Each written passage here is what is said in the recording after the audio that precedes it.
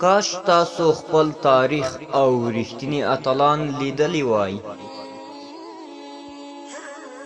کاش مونږ عمر بن خطاب رضی الله تعالی عنہ په دې ویلو لیدلی وای چې برا بن مالک د لښکر مشر مټاکئ، ځکه چې هغه بیا ټول لښکر تباه کوي، ځکه چې برا بن مالک به په یوازې ځان د ټول لښکر سره مخامخ کېده او د خپل ژوند پروا به یې هیڅ نه درلوده.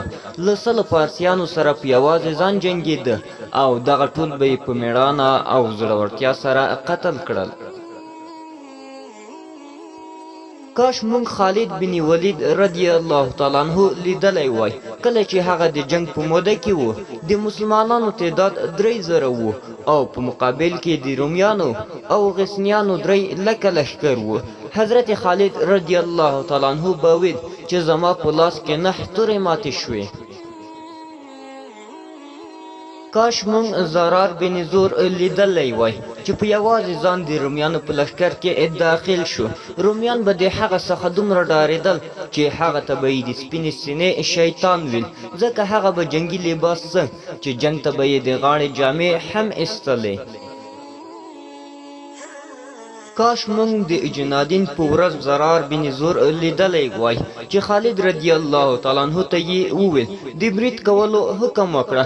په خدای قسم که مونږ همداسې غلی پاتې شو زمونږ دښمنان به فکر کوي چې مونږ له دوی څخه ډارېږو. خالد رضی الله تعالی عنہ ورته وویل ای زراره، بیا یې شروع کړه. کله یې چې منډه کړه په یو ځل یې د دښمن د کمپ څخه 19 کسان په یوازې ځان قتل کړل. کاش مونږ اکرمه بن ابي جهل د یرموک په جګړه کې لیدلی وای، کله چې خالد رضی الله تعالی عنہ ورته وویل ای اکرمه، داسې مه کوه، لږ د ځان خیال هم کوه، ځکه که په تا باندې څه وشي نو د مسلمانانو لپاره به لوی مصیبت رامنځته شي، ځکه چې اکرمه یو لوی صحابي او د جنگ له سردارانو څخه و.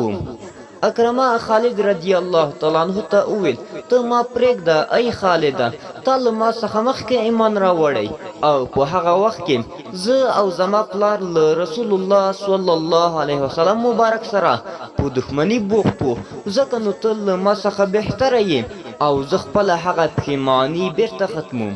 بیا اکرمه اعلان وکړ چې څوک په مرګ باندې بیعت کوي چې تر مرګه پورې به جنګیږي هغوی دې رامخته شي.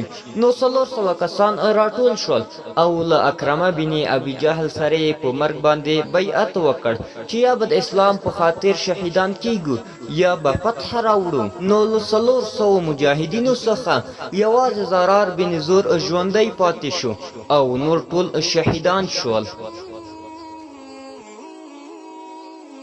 کاش تاسو عبدالله بن زبیر رضی الله تعالی عنہ د سبت الله په جګړه کې له عبدالله بن ابي سرح، عبدالله بن عمر، عبدالله بن عمرو، عبدالله بن زید، عبدالرحمن بن ابوبکر او د هغه ورور عبدالله سره لیدلی وای، کله چې د جرجش تر مشري لاندې 1,20,000 رومیان راغلل او مسلمانان یوازې له 20,000 سره د مقابلې لپاره میدان ته داخل شول.